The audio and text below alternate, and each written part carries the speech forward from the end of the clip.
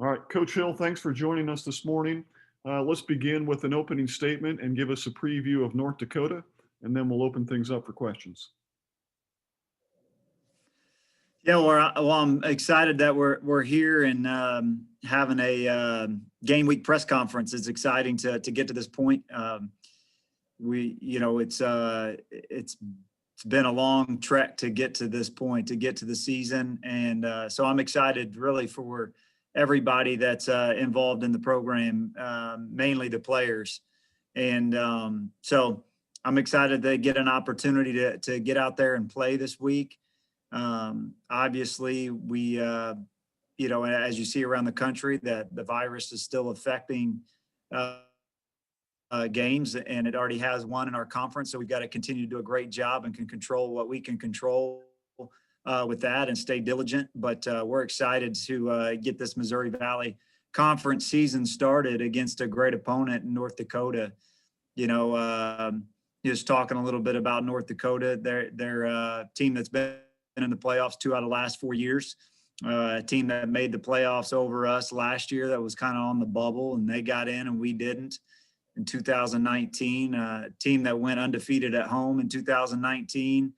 We got some familiar with their head coach, Bubba Swaggart, spent a lot of time here at SIU and did a great job and is doing a great job up there at North Dakota. So it's going to be a tough task going on the road. All the things that go along with traveling and winning games in this league on the road is not easy. They'll have 2,500 fans in the stands, in dome, and so we've got to be ready to play. We've got to do all the things right. We've got to be disciplined in the details if you want to go on the road and win a game. And so, but ultimately, we're excited to get going. Okay, thank you, Coach. At this time, we'll start with questions and go first to Matt Varney.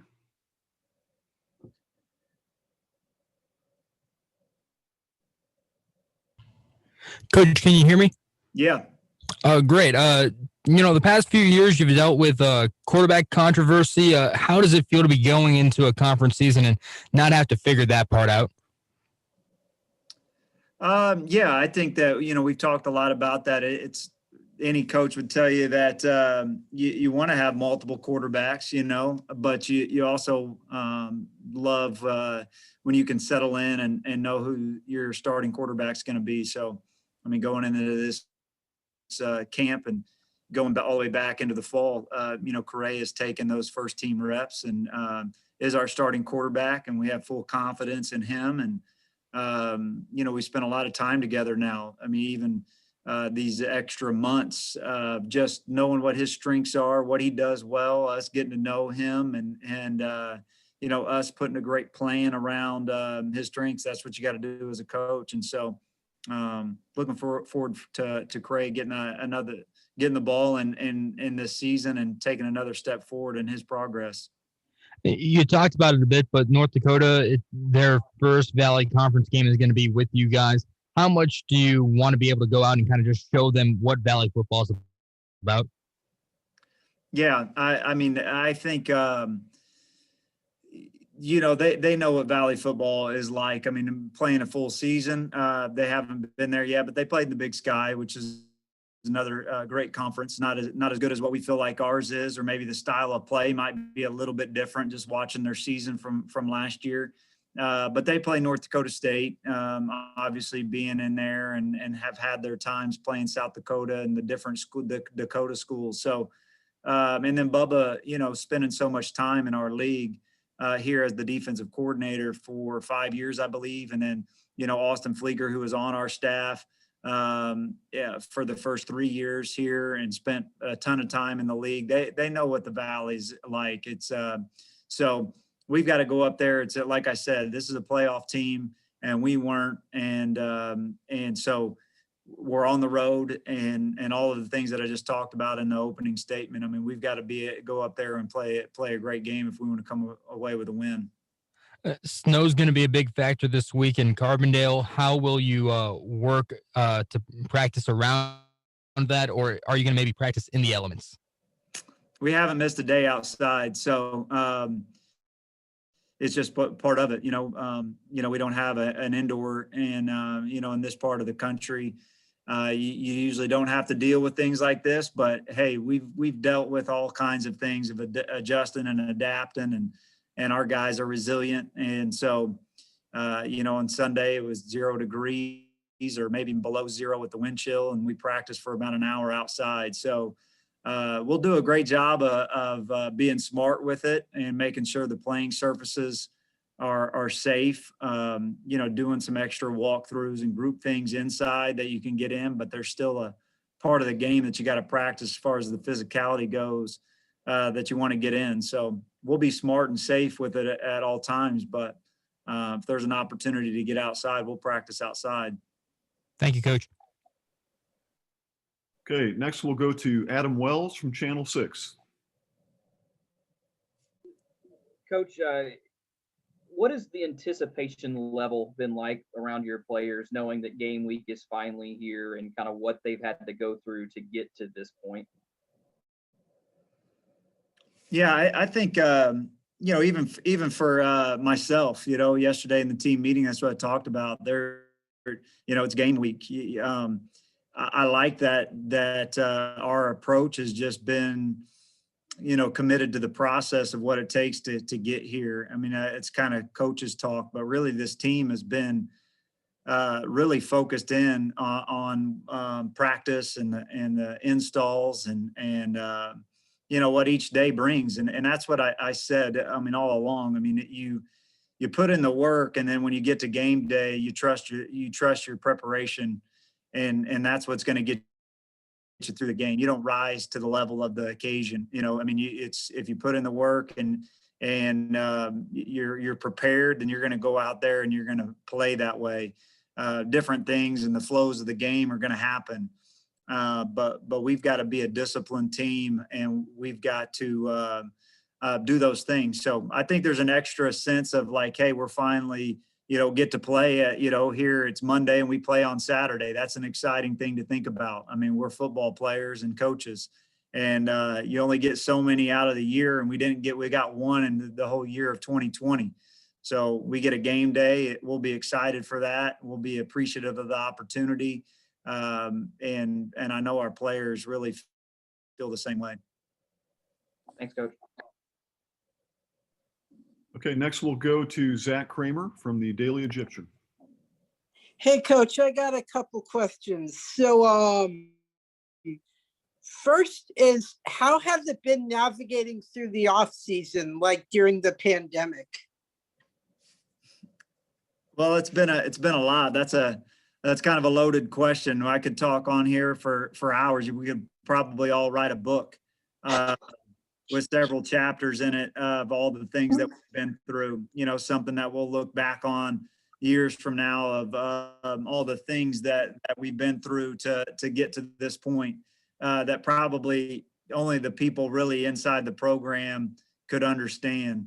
The daily things that come up and all of and rightfully so. A lot of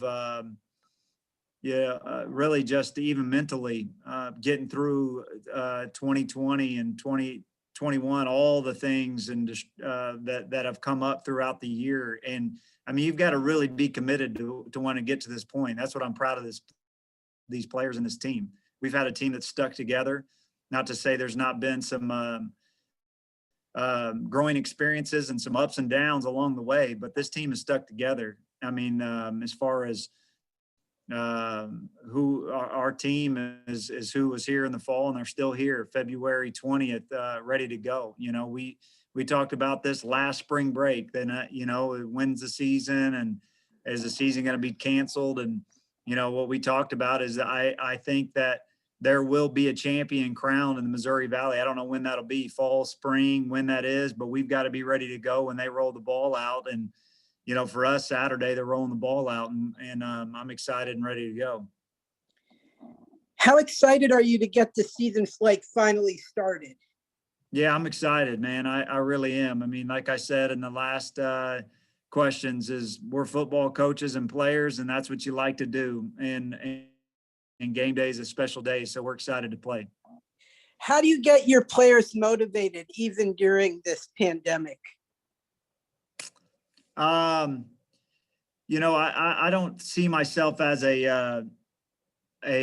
some days you got to be a motivator. But if you got a team full of guys that you got to get motivated to come and play, I don't know how good you're going to be. You know, there's days that in this game that you just don't feel like getting up and going, but you have to, and you got to get prepared, and you've got to go, because, you know, that's what I mean. Really, when you sit back and think about it, a lot of times, a lot of people would probably think football teams, coaches are a little silly. You know, you're out in winter conditionings and lifting and up early and doing all these things. Well, it's to get to those Saturdays that you actually get to play. And so you get to game week, there shouldn't be much motivating. And so, but I think the thing throughout the pandemic has just been continuing to have a heart to care about them as people. That's what our program and our culture per se is built on, is really caring about each other, not just football, but caring about their lives and who they are and the troubles that they're having, and being able to communicate openly and honestly. And that's what's gotten us through. And then finally, during practice, is every one of your football players like on the field, or do you have to stand like 6 feet apart, or how does that work? Yeah, there's a bunch of regulations that we've been through. You know, we already played a game and practiced and did all this in the fall with SEMO. So we have a pretty good idea. I think what the one thing that we've seen with the virus, we've had, you know, all of FBS played. The entire NFL season went on without one game being canceled. And what's been seen is that the virus is not spread on the field. It's just not. And so we have full confidence in what we're doing out on the field. It's really what we're doing in the meeting rooms, what we're doing in the locker room, what we're doing traveling on the buses, the planes, and those type of things. Okay, thank you, Zach. And next up, we'll go to Todd Hefferman. Hi, Nick. Thanks for joining us today. You know, North Dakota, they lost a lot of good players, but is it fair to say that Bubba's going to have an attacking defense, a 3-4 scheme that, you know, he likes to put pressure on people? Yeah, without a doubt, you know, and it's really, it all goes back to Coach Lennon, really being Coach Lennon's defense, and him and Bubba then was kind of the architect of it. And, had a couple years whenever I was Coach Lennon's assistant that we, went against each other a lot in training camps and during the seasons. So yeah, it's an attack. It's a lot of people. You're going to get a lot of different looks. People moving around, slanting and angling at the line of scrimmage, bringing pressures. You've got to be disciplined to beat them. And so, and it's a new year too. They got a lot of guys coming back on defense, new defensive coordinator with Smitty going out to Fresno with Kalen. But Bubba's a great defensive mind, great defensive coach, and he'll have them ready to go.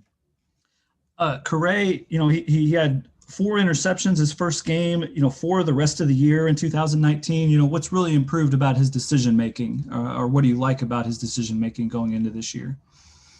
Yeah, I think it's just continuing to be at practice and the detail that goes into practice, and what we're expecting out of him and on each play, and what the looks are and why we're calling each play. And then, ultimately, you got to take care of the football as a quarterback. I mean, you're not going to go and it's rare you're going to go through a season and not throw an interception, right? But you got those tip balls and stuff, but it's really the decision making. We talked about this at SEMO, that he threw two interceptions. The first one, really going back, I mean, we could have thrown maybe a little bit better ball or but it was really, that's where the ball needed to be going. And you can live with those, right? The second one was a bad read. We shouldn't have been going to that side of the field. We got to get better at that. And so when you go and grade the film, if you're going where we've designed the play to go, and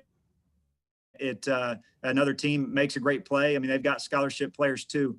So that's really where he's taken the next step, is really putting the ball where we've designed it to go and going through his progressions. And then ultimately when the play breaks down, that's when you really got to make good decisions. I was just going to ask you about your tackles as well. Bo Branyan played a lot primarily on the right side. Is he more fitted for the left side, or can he play both sides, do you feel like, him and Lucas? Yeah, Bo will play left, Lucas will play right. And I know we've talked about this before, but Javon will get a lot of attention, but he still gets a lot of tough yards. How is he able to do that? I mean, that's just him. I mean, he's a special talent, tough. Really what I'm most, excited about is Javon's really unselfish attitude. I mean, he wants the ball in his hands, but he's a good teammate.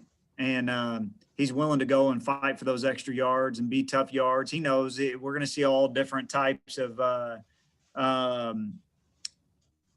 we're going to have all types of different looks on ways to stop Javon. They'll have their plan, they're practicing wildcat and the formations that we've shown and all those type of things. And so then it's sometimes there's going to be an extra guy in the box. That's what Javon's special talent is usually making that guy either have to tackle him and he's a tough tackle, or he makes a miss.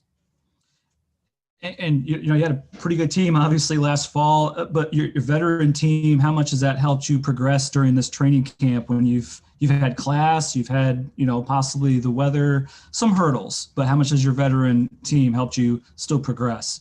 Yeah, I think it's been that's been key for us. I think I'd be feeling a little bit differently right here if we didn't have a veteran team, or if it was we had lost a lot off of our team. We lost some good players off that 2019 team, but we've had a lot of guys that are going to be playing in this game that's played a lot of snaps for us, knows the routine. We've traveled together. We've won games on the road together. That means a lot, especially even like you just said, whether, it's not just this week. I mean, we've had to uncover the field. Will be the third time in a training camp that we've had our field covered. We've had snow, 10 days ago or more, and it was kind of a bad surface. I mean, the weather has been really, really cold. You can't be out there very long. We had the ice. It was unplayable for a day, and then now we've got, game week. You can see outside right now. So, but with that, that maturity and experience is really what's carried us through this time. And I feel like 100% confident we'll be ready to go on Saturday. And am I correct that Jack and Nico came back? Nico's still your kicker, Correct, and Jack is still your punter? Okay. Yep. Thank you. Okay, at this time, there are no more questions. Appreciate everybody joining us this morning. We'll go back to our regular format next week.